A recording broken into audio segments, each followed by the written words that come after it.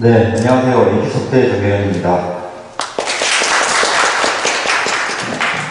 저희 신바스 유저 컨퍼런스에 참석해 주신 모든 분께 진심으로 감사드리고요. 저희 신바스 세미나는 1년에 2번이 개최가 됩니다. 첫 번째는 상반기에 있는 신바스 데이가 있고요. 그리고 하반기는 오늘 열린 신바스 유저 컨퍼런스 2개로 구성이 되어 있습니다. 신바스 데이에서는 저희 신바스 플랫폼에 대한 보고 중심의 설명이 돼서 그 라이브 중심으로 제품 데모 중심으로 진행해서 기능 위주의 소개를 드리고 있고, 그리고 오늘 개최되는 신바스 유저 컨퍼런스는 저희 신바스 플랫폼을 통해서 실제로 적용됐던 적용 사례, 그리고 비즈니스 혁신 도구로서 소프트웨어 공학 도구가 어떻게 활용되고 그 활용된 예시를 중심으로 해서 실제로 고객사나 아니면 소프트웨어 공학이 필요하신 분들에 대한 학습에 대한 적용 방안에 대해서 설명드리는 것을 주로 하고 있습니다.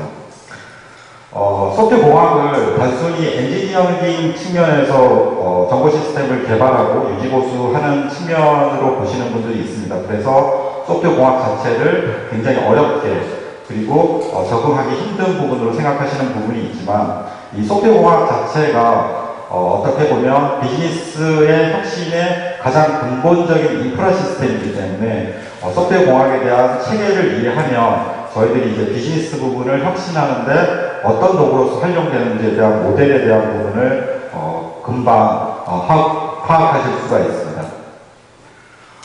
저희들이 비즈니스를 할 때 가장 핵심으로 부분으로 보는 게 고객이든 아니면 제품이든 문제 해결 및 새로운 가치 창출을 위한 어떤 부분의 사고와 그런 시행물을 만들 것에 대한 고민에서부터 시작되고, 그 고민으로 어떤 제품을 만들어내야 될 것인가에 대한 부분의 고도화를 어떻게 할 것인지가 구성이 됩니다. 소프트웨어 공학에서도 소프트웨어 공학의 가장 큰 시작은 요구공학입니다. 그래서 실제로 요구공학이 단순히 고객이 얘기한 펑션 포인트 중심의 기능 위주가 아니라 그 고객의 요구사항을 좀 더 창의적으로 수화시키고 그것을 반복적으로 분석하고 개발하고, 그런 개발의 인력 과정들이 피드백돼서 테스팅되고 결국에는 고객이 요구하는 사항이 지속적으로 발전할 수 있는 부분이 소프트웨어 공학의 가장 근본적인 이념인데요. 그 이념은 비즈니스 모델을 혁신하는 기본 베이스와도 거의 유사하게 보시면 될 것 같습니다.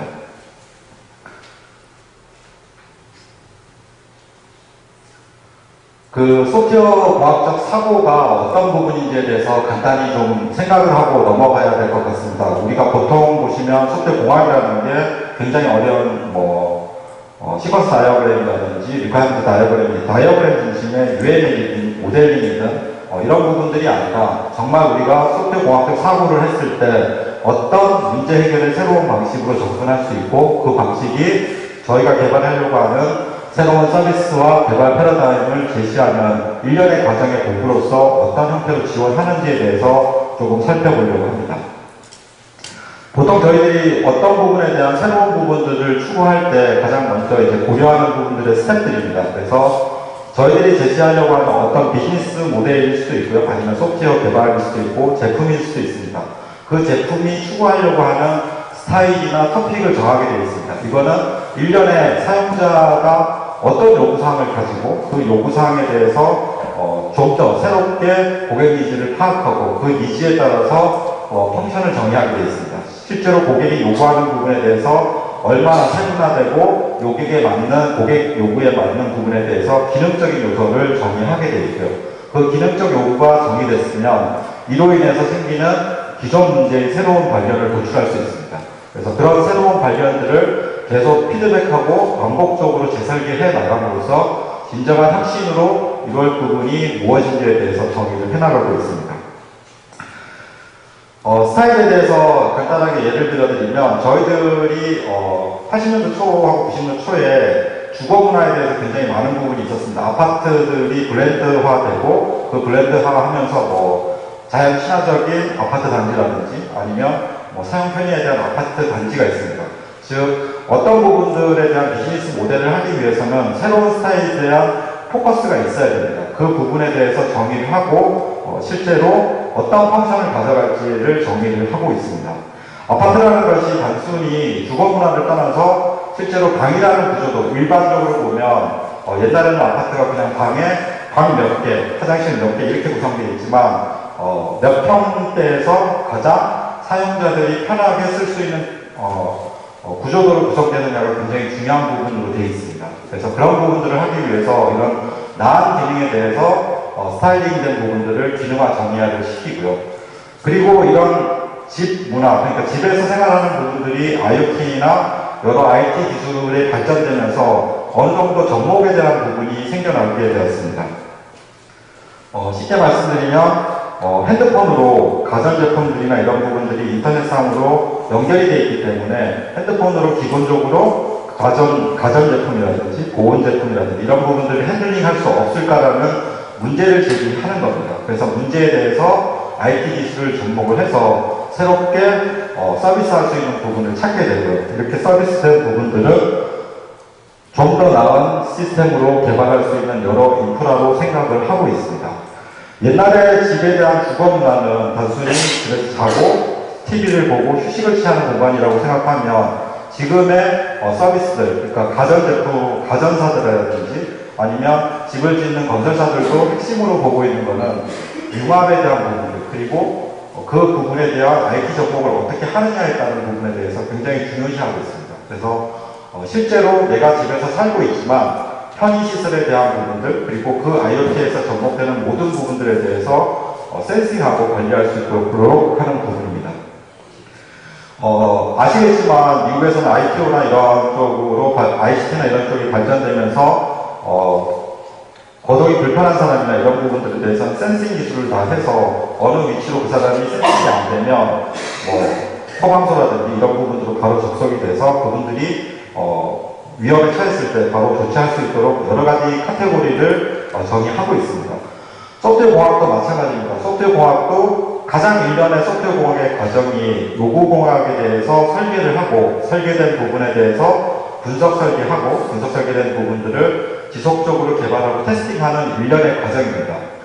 보시는 과정들은 집을 지을 때 아파트를 짓고 아파트에서의 IoT를 접목하는 부분들도 일련의 과정들은 계속 지어왔습니다. 옛날이나 지금이나 저희들은 주거 문화가 있기 때문에. 하지만 그 주거 문화를 사용하면서 어떤 부분이 좀 더 혁신적으로 사용할 수 있는 부분인지를 찾아내고 그 찾아낸 부분들을 반복적으로 프로토타이핑해서 테스팅하고 테스팅된 부분에 대해서 실현하고 문제를 재정립하는 부분들이 비즈니스 모델과 소프트웨어 공학의 가장 일련의 동일한 과정입니다.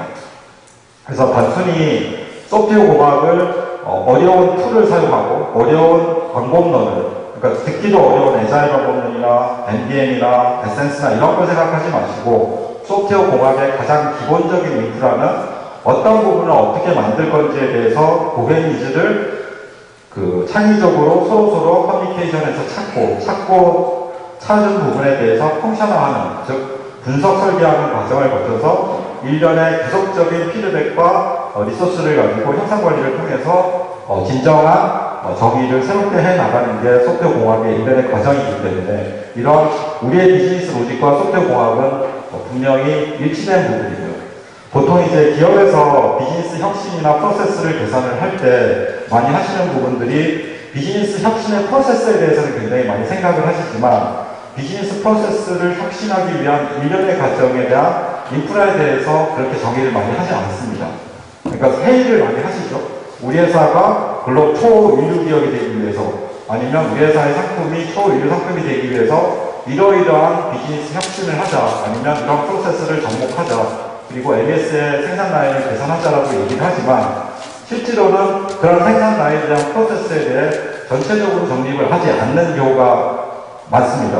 그래서 혁신이 혁신으로 끝나는 경우가 많습니다. 즉 아이템으로만 끝난다는 거죠. 그러니까 전체 회사에서 걸려들여야 될 큰 줄기의 프로세스가 있는데도 불구하고 그 프로세스를 전체적으로 본다기보다는 C-레벨에서의 순간적인 지시사항에 부합되는 요소만 계속 하다 보면 거기에 대한 순간적인 ROI 효과는 있겠지만 전체적인 기반 인프라 프로세스에 대한 개선 사항에 대해서 지속적으로 반복해서 설계할 수 있는 부분이 떨어지는 부분입니다. 약간의 차이를 드려보면 저희 나라 건설사나 지금 건축으로 예제를 드렸지만 건축 회사라든지 건설사라든지 아니면 가전사들이 개별적으로 움직이는 부분들이 굉장히 많습니다. 그러니까 건설사는 건설사, 그리고 뭐 백색가전의 대표적인 전자사는 전자사, 이렇게 움직이다 보니까 실제로 이런 융합적인 서비스 부분에 관한 부분에서의 기반 IoT 인프라나 미들웨어가 굉장히 약한 부분이 있습니다. 하지만 해외 사례는 건설사뿐만 아니라 IT 업체들이 산업군별로, 인더스트리별로 굉장히 융합이 잘 되어 있습니다. 그래서 그런 부분에 대해서는 융합되는 가장 키가 되는 부분들이 소위 레파지토리입니다. 그러니까 건설사도 아니면 저희 가전제품도 이러이러한 부분에 대해서 융합해서 인테그레이션 하자라는 부분이 있을 때 그 부분을 접목할 수 있는 서로서로의 레파지토리 공유의 장이 있다는 겁니다. 근데 저희 나라 같은 경우에는 그런 프로세스에 대한 레파지토리 자체를 가지고 있지 않고 독단적으로 내부적으로 사업부별로 운영하기 때문에 이런 융합 부분이 굉장히 어려운 부분이 있습니다. 그래서 이런 부분들의 고리를 조금이라도 연결된 부분을 지식화해서 저희가 내부적으로 가지고 있는 부분들의 최고의 접점이 되는 게 소프트웨어 공학 도구들이기 때문에 이런 부분에 대해서는 저희가 반드시 활용해서 정보 시스템의 개발, 소프트웨어 개발에 활용해야 되는 부분으로 보고 있습니다. 그러면 소프트웨어, 앞에 보셨던 그런 소프트웨어 사고가 어떻게 활용되는지 소프트웨어 공학적으로 조금 설명을 드리도록 하겠습니다. 아까 말씀드렸지만 그 소프트웨어 공학이라는 부분에 대해서 엔지니어링이라는 얘기가 들어간다고 해서 그렇게 부담감을 가지시면 접근 자체가 어렵고요. 그러니까 소프트웨어 공학은 그냥 프로세스를 풀어가는 일련의 과정을 핸들링하는 도구다라고 하시는 게 굉장히 필요하실 겁니다. 기본적으로 소프트웨어 공학은 1번에서 3번처럼 나와 있는 것처럼 요구 공학에서 시작해서 분석, 설계, 개발, 정적, 공적, 테스트의 일련의 과정을 피드백해서 움직이고 있습니다. 근데 여기서 잘 생각하셔야 되는 게 고객 요구사항의 탐색과 발견이라는 문구입니다. 지금 요즘 항상 이슈가 되어 있는 디자인 싱킹 부분에서도 나오는 부분들이 뭐냐면 잠재적인 저희들이 일단 프로젝트를 하든 아니면 소프트웨어 개발을 하면 고객의 펑션 포인트를 먼저 봅니다. 근데 그 부분을 계속 보시면 기능적인 요소만 나열되어 있고 새로운 도출에 대한 부분은 없습니다. 그러니까 요구사항에 대한 도출이라는 것은 창발적이고 조금 어려운 단어인데 와해적인 단어라 와해적인 새로운 비즈니스 모델을 창출해야 된다는 것은 요구사항 자체가 어떤 하이라키한 키를 가지고 이런 차례를 가지고 큰 뎁스로 이렇게 입력되고 그 다음은 요구사항이 이거고 그래서 기능, 비기능을 나누고 베이스라인은 이러니 여기까지 개발하십시오라는 게 요구사항이 아니라는 겁니다. 그렇게 하면 그 예산 범위에서 펑션 포인트에서 가져온 아주 단순한 부분에 대한 요구사항은 만족할 수 있지만 실제로 요즘처럼 트렌드가 수시적으로 변하는 제품 개발이나 아니면 비즈니스 로직에서는 적용이 불가능하다는 겁니다. 그리고 우리 입장에서 그 개발자나 분석가 아니면 EA나 ISP를 진행하실 때 이 컨설팅 하시는 분의 입장에서도 단순히 요구사항이라는 게 고객사에서 제시하신 제시하신 부분들에 대해서 수치하고 도식화해서는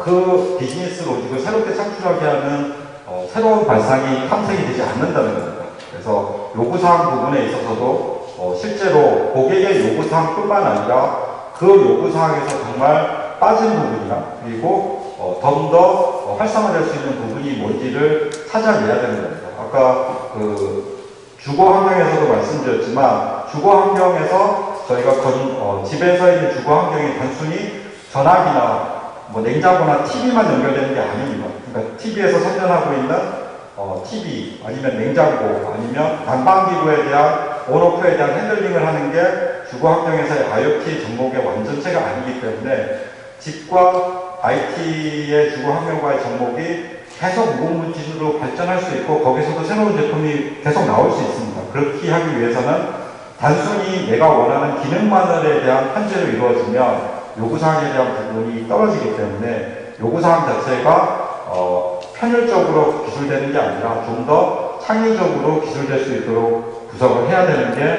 요구공학의 현재 트렌드고요.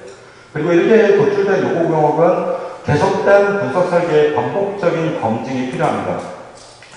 보통 저희들도 이제 분석 설계 쪽에 컨설팅을 가면 제일 고객사가 많이 얘기하시는 게 분석 설계를 왜 계속 바꾸나요라는 부분이 있습니다. 근데 분석 설계는 원래 바꾸는 겁니다. 바꿔서 릴리즈하고 버전하고 보통 소스 코드만 릴리즈하고 형상 관리하는 게 아니고요.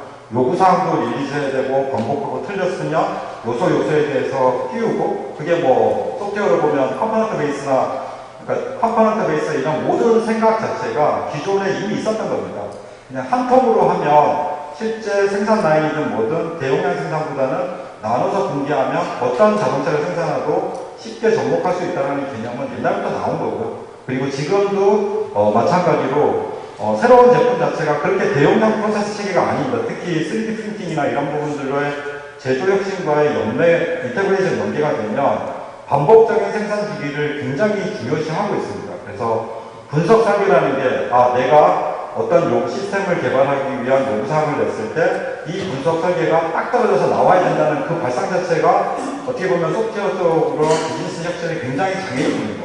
그래서 여러분들이 비즈니스를 설계하고 고치실 때 굉장히 중요하게 생각하셔야 되는 게 분석 설계 과정에서의 히스토리컬한 부분의 관리, 거기에 따른 기존에 잘못됐던 잘됐던 디프 기능 등을 활용해서 어떤 비교 관리를 한다는 게 굉장히 중요한 자산이라는 겁니다.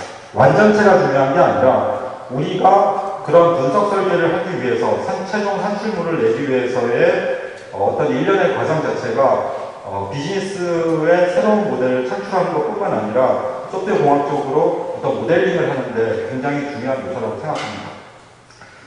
물론 국내 환경에서는 조금 문제가 있습니다. 왜냐하면 분석 설계 과정을 오래 해서 버전업되고 이런 부분에 대해서 합당한 피를 제공해야 되는데 보통은 딱 기간 대비를 해버리기 때문에 컨설팅 들어가시는 분이나 아니면 EA나 ISP 하시는 분도 사실은 오래 가지는 못해요. 왜냐하면 기간 베이스로 프로젝트를 딱 하고 나면 어쨌든 산출물은 주고 와야 되기 때문에 이런 혁신의 일련의 과정을 고객과 계속 거쳐야 되는데 그런 과정에 조금 정지가 되어 있는 부분들이 많습니다. 하지만 이런 부분들은 이제 고객들도 고객의 니즈가 편향적으로 접목돼서 진행되는 게 아니라 지속적으로 지속 가능한 프로세스로 생각을 하고 계시기 때문에 이런 부분들에 대해서 계속 변경을 해 나가야 되죠.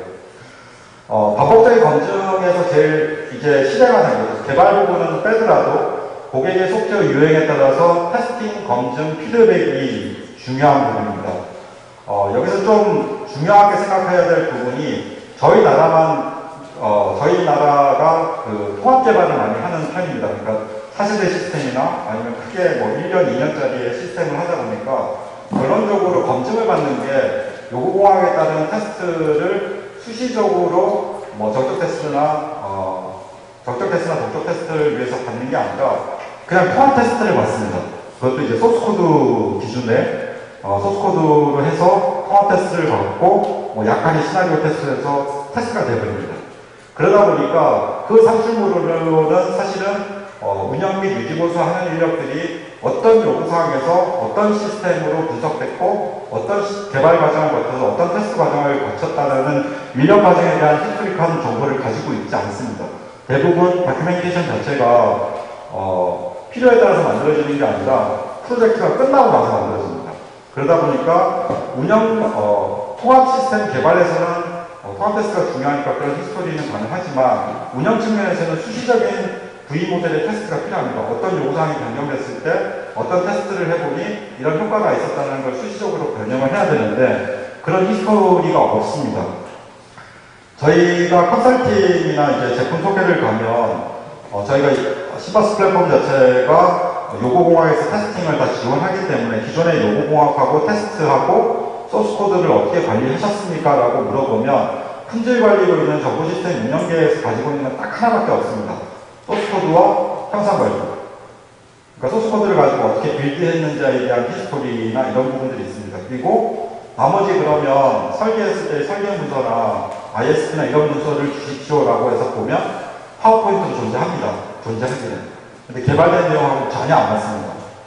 그러다 보니까 실제로 유지보수를 운영하는 입장에서도 운영에 대한 시스템을 보고 유지보수 체계를 가지고 어떻게 고쳐야 될 거에 대한 부분으로 생각을 해야 되는데 사람을 봅니다.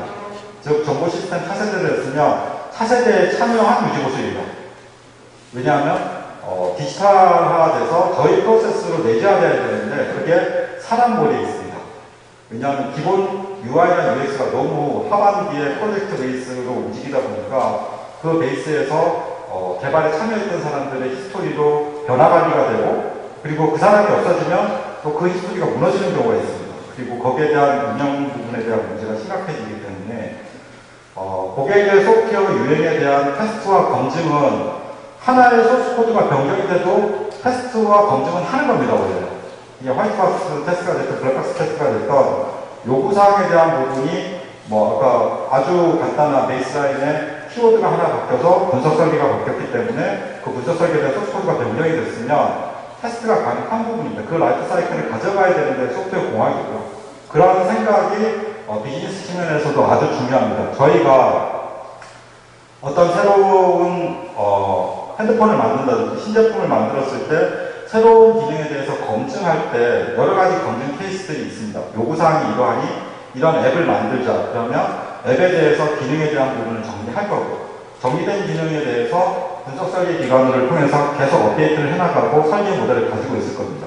근데 아이템이나 이런 부분들이 수시적으로 변경이 되려면 변경해보고 테스트해보고에 대한 이런 과정이 순차적으로 정보화되어 있지 않으면 한 번 개발했던 것을 다시 얻고 하는 무의미한 시간의 개발 흐름이 반복될 수가 있습니다. 그래서 소프트웨어 공학에서 제일 중요한 부분이 요구 공학에 대한 새로운 탐색과 발견, 그리고 분석 설계의 반복적 검증, 그리고 고객의 소프트웨어에 대한 지속적인 테스트와 테스트에 대한 검증을 다큐멘테이션으로 관리하고 운영하는 부분입니다. 사실 이 세 부분이 저희 나라의 소프트웨어 개발이나 정보 시스템을 개발하나 운영할 때 가장 큰 약점입니다.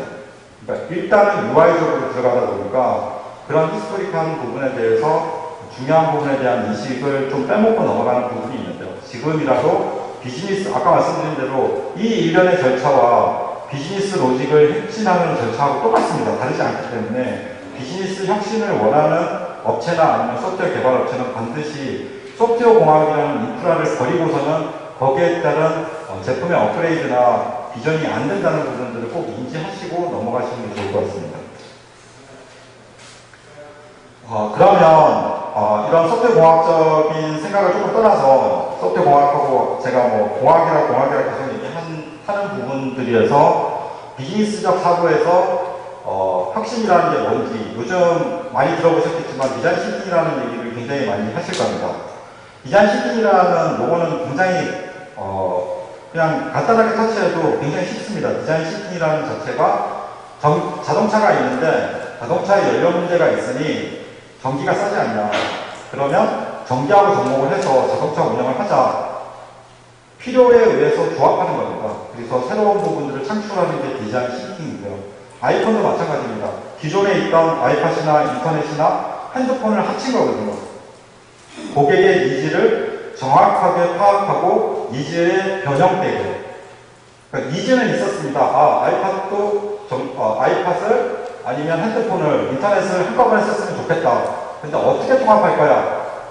그리고 어떤 모델로 할 거야에 대한 생각을 변경해서 개발해내는 게 아이폰이고, 전기차도 마찬가지입니다.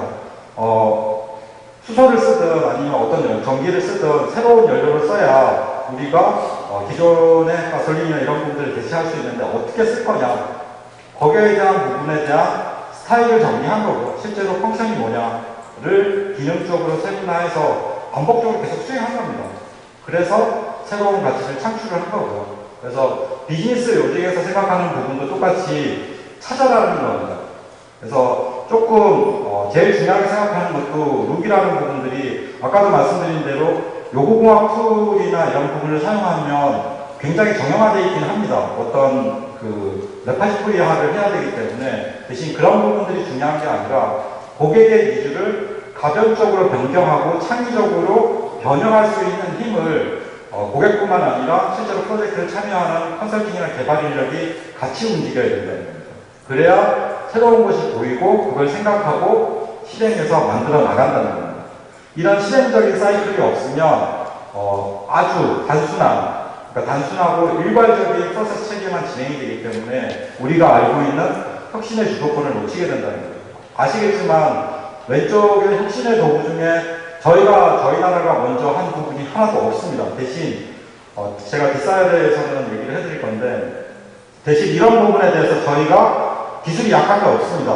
저희가 자동차를 만드는 기술이 떨어지지 않고요. 전기에 대한 부분에 대해서 핸들링하는 기술이 떨어지지 않습니다. 인테그레이션 하는 기술이 약하지 않습니다. 단, 이런 부분들을 어떻게 접목하고 어떻게 할 거에 대한 쉐어링하고 분석해야 되는 기본적인 사고에 대한 쉐어링의 도구가 없다는 겁니다. 그게 조금 더 깊이 들어가면 소프트웨어 공학적인 체계로 서로 쉐어링하지 않는다는 거고요. 지금이라도 저희가 프로세스 혁신을 하기 위해서는 이런 생각을 가지고 분명히 말씀드리지만 융합이라는 건 하나의 사람이 하나의 업체가 진행하지 않습니다. 여러 사람의 업체 그리고 여러 사람들의 모임, 개발자, 설계자들이 필요합니다. 그래서 지금 이슈가 되고 있는 게 공개 소프트웨어나 클라우드도 마찬가지입니다.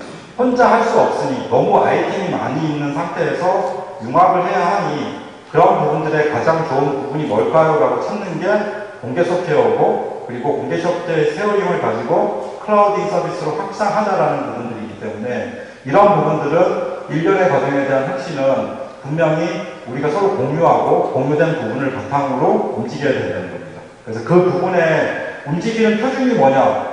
그게 소프트웨어 공학이 뭐냐? 그러니까 UML이라는 아주 간단한 단어, UML을 만든 가장 큰 이유는 우리는 언어도 잘 안 통하고 언어도 잘 모르겠고 비즈니스 로직도 모른다. 대신 그러면 자, 우리가 독일 사람하고 전기차를 만들자. 그리고 전기차에 들어가는 어떤 인터넷 소프트웨어를 만들자. 그러면 표준에 대해서 우리가 이해할 수 있는 게 뭘까? 랭귀지적으로. 그게 모델링 수준에서 보자. 그게 요구공학에서는 리카이먼트 다이어그램이고, 그리고 설계에서는 여러 가지 UML 다이어그램입니다. 그 표준 언어입니다. 개발자 입장에서, 소프트웨어 입장에서 커뮤니케이션 해야 되잖아. 근데 커뮤니케이션 하기 위해서는 랭귀지가 필요하죠. 영어를 쓰듯이. 대신 영어를 가지고는 한계가 있습니다. 그래서 실제로 시스템 학이 저희가 많이 얘기하는 그 설계를 할 때 논리적 모델과 논리적 모델의 괴리를 설명하듯이 그런 부분들의 접점을 조금이라도 좁히자고 하는 게 공학 모델링으로 설계를 미리 하고, 물론 공학을 다 무시하고 코드 부분에서 할 수는 있죠. 근데 소프트웨어 공학에서의 모델링 본수하고 코드 본수는 엄청난 차이입니다. 그러니까 코드를 릴리즈를 같이 분석하는 것보다는 공학적인 측면에서 공통의 랭귀지를 가지고 이해하고 발전을 나가면 더 쉽기 때문에 그런 부분들의 커뮤니케이션 채널이 소프트웨어 공학이기 때문에 공학에 대한 인프라가 있어야만 향후에 새로운 혁신, 그러니까 저희가 아무리 좋은 실제로 핸드폰의 새로운 앱 기능을 만들어도 플랫폼 기반을 가지고 있는 안드로이드나 아이팟이나 새로운 타이젠이나 이런 부분에 대한 연계성을 가지고 있지 않으면 그거에 대한 활용도가 떨어지기 때문에 그 활용도를 하기 위한 분석 설계단 그리고 개발단의 공통된 커뮤니케이션 언어가 소프트웨어 공학이기 때문에 이런 부분들의 인프라는 반드시 비즈니스 혁신을 위한 기본 베이스라는 것을 설명드리는 겁니다. 새로운 가치 창출을 위해 무엇을 해놔야 되나의 가장 큰 프로세스인데, 이것도 디자인 싱킹의 프로세스입니다. 우리가 제일 많이 생각할 때 무슨 새로운 제품, 소프트웨어를 만들 때 제일 먼저 해야 되는 거는 아까 말씀드린 대로 공감대입니다. 그러니까 뭘 만들지를 결정을 해야 되겠죠. 아이템에 대한 결정을 하고 결정되는 부분들에 대해서 취합하고 이거 만들까? 이거 만들면 ROI 수익 구조가 안 좋아. 그러면 딴 거 만들어 볼까? 그래서 계속 바꿔나가는 겁니다. 그게 공감대의 형성이고 요구공학에서의 변형에 대한 히스토리 관리입니다. 그리고 그래 요러한 요소가 있으면 이게 기능을 얘기하는 건 아니고요. 요구사항을 그냥 기술하는 겁니다. 전기자동차는 요러한 전기자동차인데 전기자동차 가지고 이제 바퀴가 날개를 대신하는 부분에 대해서 기획해보자. 상세 기능은 필요 없습니다. 실질적으로. 요구사항 단계에서는 아이디어를 도출하자는 거지 아이디어를 가지고 실제로 디파인을 하자는 게 아니기 때문에. 그래서 이런 요구공학 부분으로는 최소한 공감대를 통해서 누구나 생각하지 않는, 그러나 만들어 놓고 보면 누구나 생각했던, 현실적으로 현재 지금 저희 글로벌하게 보면 기술이 없거나 재료가 없거나 인력이 없거나 그런 부분들은 많이 없습니다. 완전히 새롭게 개선되는 부분들은 부분들은 그렇게 많지가 않기 때문에 국내 시장에서도 글로벌하게 윈할 수 있는 부분들은 산재되어 있는 여러 가지 하드웨어, 소프트웨어, 그리고 인재적인 부분들을 어떻게 접목시켜서 접목된 부분들을 공감대를 형성하고 형성된 부분들을 분석 설계를 통해서 디파인하고 디파인된 부분들을 뭐 아이디어라게 어떤 프로세스로 갈 건지 방법론을 정리해서 프로토타이핑하고 테스트하는 일련의 과정입니다. 보시면 디자인 시팅의 과정하고 소프트웨어 공학 과정하고 똑같습니다. 소프트웨어 공학도 요구공학의 분석 설계의 방법론을 절충해서 개발하고 테스트해서 피드백하는 거고요. 그리고 이 도식 자체는 디자인 시스템 도식입니다. 그래서 새로운 비즈니스를 창출을 하려면 공감대를 형성하고 거기에 대한 디파인을 하고 디파인된 것을 아이디어로 만들어서 프로타이핑과 테스팅을 일련의 과정으로 굉장히 루프하게 프로즈로 돌릴 수 있도록 해라. 그러면 새로운 비즈니스를 만들 것이다 라는 게 디자인 시스템의 가장 큰 비즈니스의 가치 창출 방법입니다. 그래서 똑같다는 얘기죠. 그래서 그런 방법에 있어서는 소프트웨어 공학적인 고도화된 도구의 활용으로 조금 더 빠르게 이런 디파인이나 테스팅이나 완제품을 만들 수 있는 히스토리를 가질 수 있다는 겁니다. 아까 저희가 혁신이라고 하는 아이폰이나 전기차나 이런 부분들이 있었지만 사실 이런 새로운 가치 창출로 보면 저희 나라도 옛날부터 있었던 게 있습니다. 대표적인 게 비빔밥입니다. 어떤 필요에 의해서이지만 여러 가지 재료를 묶어서 새로운 맛을 창출하는 부분에 대해서 요소가 생겼습니다. 그래서 공감대를 형성해서 그래 우리가 남는 음식이든 아니면 새로운 재료든 접목해서 고추장이라는 새로운 양념 아이템으로 새롭게 만들자라고 하면 이게 공감대의 새로운 음식이 되는 거고요. 그리고 음식에 대한 부분들은 여러 가지 디파인으로 올 수가 있습니다. 비빔밥이라고 해서 똑같은 재료는 아닙니다. 여러 가지 재료가 있고 또 저희가 비빔밥이라고 해서 그냥 먹지는 않죠. 골소 비빔밥도 있고 뭐 물로 넣은 비빔밥도 있고 여러 가지 형태의 디파인으로 할 수가 있습니다. 그래서 비빔밥이라는 큰 전제 조건 하에서 여러 가지 디파인이 가지고 올 수 있고요. 그리고 지금도 마찬가지입니다. 이런 프로토타이핑은 반복적으로 계속될 수가 있습니다. 즉 아이디어라는 부분이 있고 프로토타이핑 하는데 우리 이동식으로 먹을 수 있는 비빔밥을 만들어 보자. 그럼 이동식으로 만들어 보는 겁니다. 대신 하나는 변하지 않죠. 본질적인 부분들은 비빔밥이라는 공감대의 프로세스에 대한 부분이 프로토타이핑이나 테스팅 과정을 거치지만 과정에서의 핵심 요소는 분명히 있습니다. 즉 재료를 가지고 양념분을 믹스를 하고 믹스된 부분으로 가지고 거기에 대한 맛을 새롭게 창출한다는 아까 서두에 말씀드린 스타일이라는 큰 전제를 가지고 있습니다. 그러니까 저희들이 소프트웨어 개발을 할 때도 단순히 내가 게시판을 만드니 뭐 VOC를 만드니 고객사항에 대해서 뭐 누가 듣고 누구 프로세스를 거쳐서 누가 한다 이게 아니라 실제로 프로토타이핑을 그 상세 프로토타이핑을 가지기 전에 우리는 VOC를 할 때 고객에서 어떠한 요구사항이 자주 들어오고 어떤 형태의 피드백이 많기 때문에 이런 부분들을 선제적으로 어떻게 구성할까에 대한 부분에 공감대 형성이 필요하다는 겁니다. 실질적으로 말씀드린 VOC 같으면 은행이든 금융권이든 공공이든 많은 부분의 차이가 있습니다. 사실 어떤 타입으로 들어오는 거고 어떤 타입으로 대처하는 부분들에 대해서 차이가 많습니다. 근데 보면 VOC가 거의 비슷합니다. 편향적으로 들어가는 거죠. 그냥 콜센터에서 받아서 콜센터에 어떤 업무가 들어왔을 때 이 콜은 이 업무이기 때문에 여기에 대해서 어떻게 체크하는 화면 디스플레이만 들어가는 부분들이 많습니다. 그러니까 실질적으로 우리 회사에서의 VOC는 고객 피드백은 이렇게 받아서 이렇게 설계해야 된다는 스타일 정의가 없다는 거죠. 그러니까 기능만 펑션으로 가는 거죠. 그러면 나중에 보면 똑같습니다. 그러니까 저희들이 VOC의 RFP를 조금 보면 금융이나 공공이나 홈쇼핑이나 뭐가 다르지? 근데 거기에 따라서 금융에서의 콜을 하는 고객의 입장과 공공에서 공공의 웹사이트의 VOC를 통해서 어떤 자기의 고민사항을 해결하는 부분에 대한 거는 콜은 분명히 틀립니다. 그래서 제일 중요한 거는 이런 스타일을 정리하기 위한 공감대 형성의 시간을 그리고 디파인하고 아이디어라는 부분에 대한 시간을 프로타이핑의 시간을 소위 말하면 굉장히 많은 부분을 가져가야 된다는 겁니다. 이거를 역으로 말씀드리면 소프트웨어 공학하는 교수님이나 해외에서 진짜 오래 한 겁니다. 개발보다는 분석 설계를 많이 해라. 정말 많이 했던 얘기죠. 소프트웨어 공학에서 제일 중요한 거는 요구공학이나 프로토타입, 요구공학에서의 분석 설계 과정을 길게 갖고 거기서 코드 제너레이터가 되기 때문에 개발이나 테스트를 최소화하는 게 딱 핵심입니다. 공학으로 보면. 엔지니어링에서는. 근데 저희는 그렇게 안 하죠. 그러니까 소위 말하면 공간이나 디파인이나 아이디어라는 프로토타이핑에 대한 모든 부분들을 무시를 해버립니다.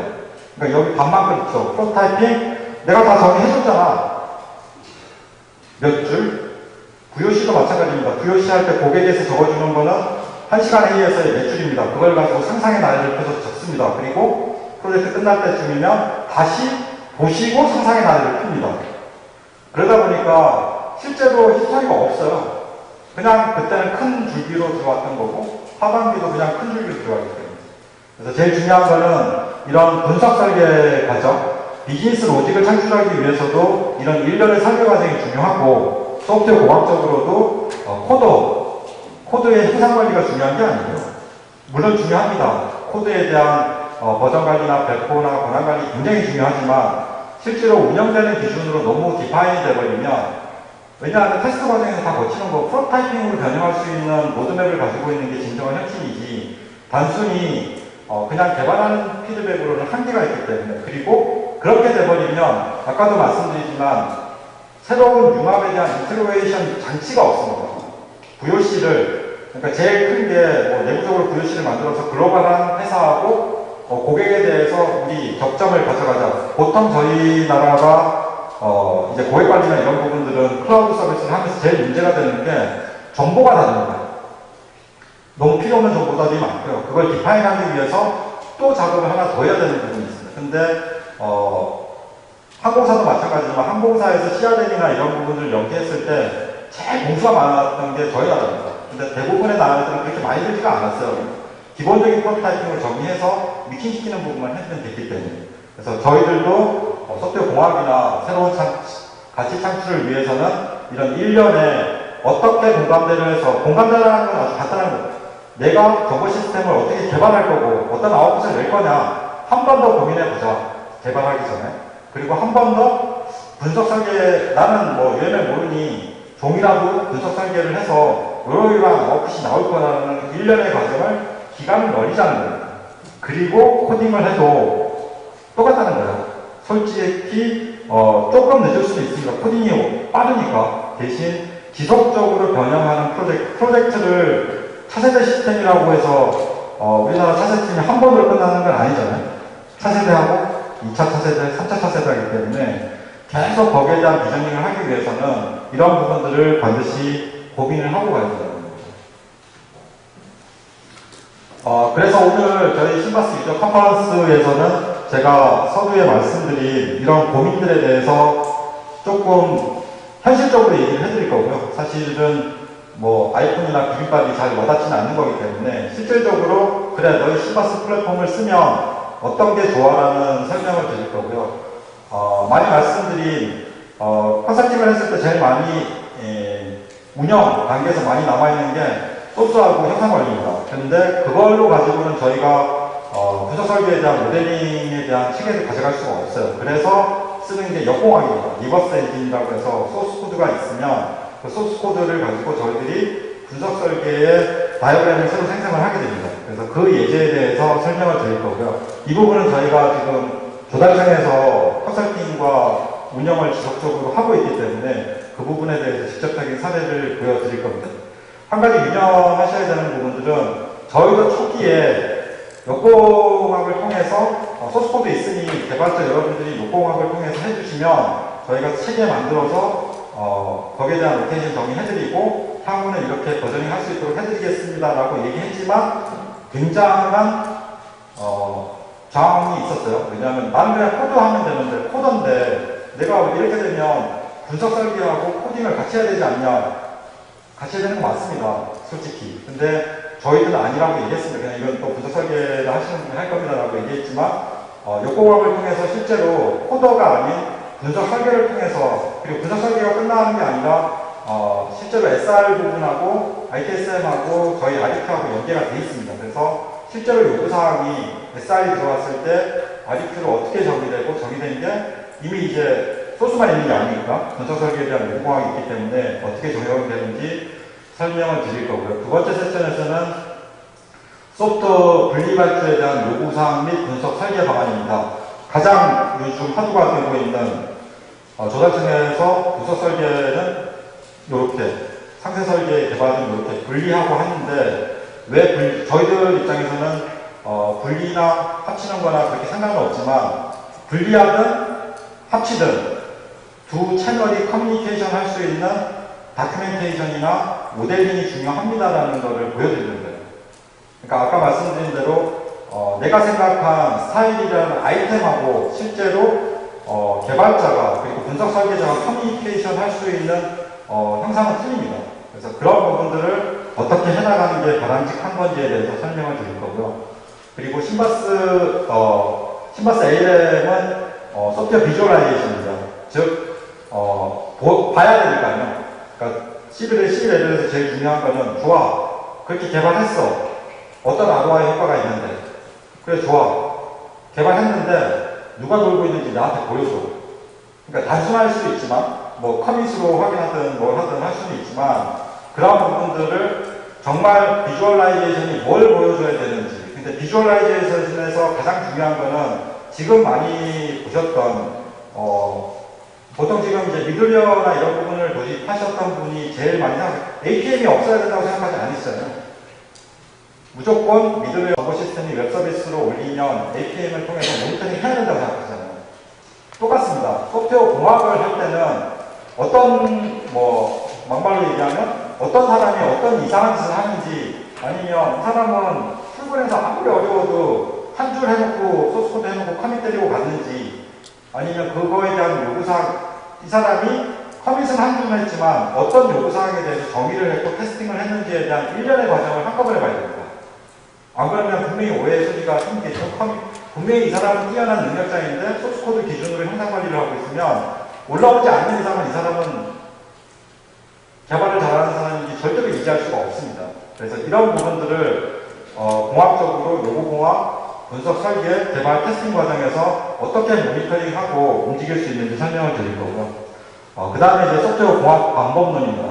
아까 말씀드린 1년에 진행되는 과정이 어떻게 저희가 오늘 설명드릴 부분은 모델 드리븐 아키텍처로 모델 중심으로 이렇게 하면 정보 시스템 개발이나 소프트웨어 개발이 효율적입니다. 라는 설명, 그리고 프로덕트 라인은 일단 인베디드 쪽에서 많이 사용하고 있죠. 제조업 쪽에서 지금은 제조가 단순히 그냥 라인으로 가지고 완성되는 게 아니라 중간중간에 소프트웨어적인 요소가 굉장히 부과돼서 피처 모델이나 이런 부분들이 확장되고 있기 때문에 그런 부분들이 어떻게 구성되는지에 대해서 설명을 드리도록 하겠습니다.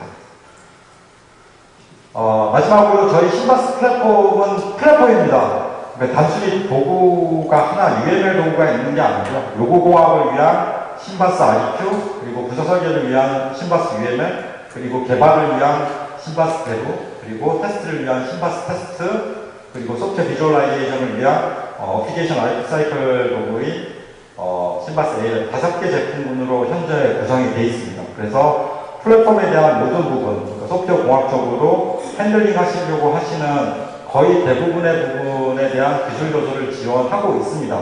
물론 약간의, 아까도 말씀드렸지만 계속적으로 업그레이드 돼야 될 부분이 있지만 그 부분은 말씀드린 대로 저희가 1년에 두 번 하는 신바스 데이에 또 버저닝에 대한 부분을 해드릴 겁니다. 그리고 내년에는 신바스 매니저라는 형상관리 도구로 또 특화된 부분을 보여드릴 거고요. 그래서 저희가 감히 말씀드리고 싶은 거는 소프트웨어 공학에 대한 정보 시스템을 개발하든 아니면 소프트웨어를 개발하든 뭘 하시든 가장 중요한 건 소프트웨어 공학이라는 이런 프로세스를 관리할 수 있는 그러니까 비즈니스 프로세스만 아니고 전체적으로 시스템을 관리할 수 있는 인프라적인 소프트웨어 공학 도구가 반드시 필요하고 그 공학 도구의 플랫폼을 저희 유기소프트의 신바스라는 플랫폼이 제공하고 있다는 겁니다. 그래서 그런 부분에 대해서 저희가 이제 라이선스 정책이 커뮤니티 버전과 엔터프라이즈 버전이 있기 때문에 소스 부제에 가시면 언제든 커뮤니티 버전을 다운로드 받으실 수 있어요. 그래서 그런 부분들을 활용을 잘 해보시면 되고요. 그리고 여기 오신 분 중에 뭐 UML이나 이런 거 써보셨겠지만 일단은 이런 다이어그램에 대한 어려움을 가지고 있으신 분이 있어요.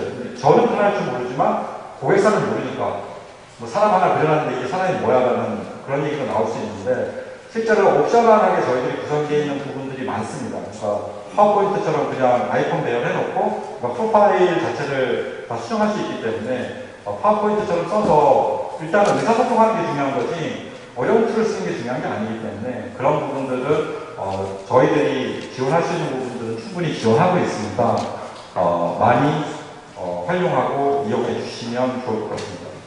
그리고 오늘 세션은 거의 조금 이제 데모는 그렇게 많지가 않을 겁니다. 실제로 요공할 때 리버스 되는 부분에 대한 동영상이 이렇게 간단하게 나오기 때문에 실질적인 부분이 조금 부족할 수는 있습니다. 어쨌든 저희가 유저 컨퍼런스에 있는 컨셉에 대한 부분을 많이 진행하고 있기 때문에 그래서 그런 부분들에 대해서 조금 많이 배가하시고 도구에 대한 부분들은 언제든지 저희 또 영업적으로 문의하시면 언제든지 저희가 가서 라이브 데모를 해드리기 때문에 필요하시면 언제든지 요청하시면 될 것 같습니다.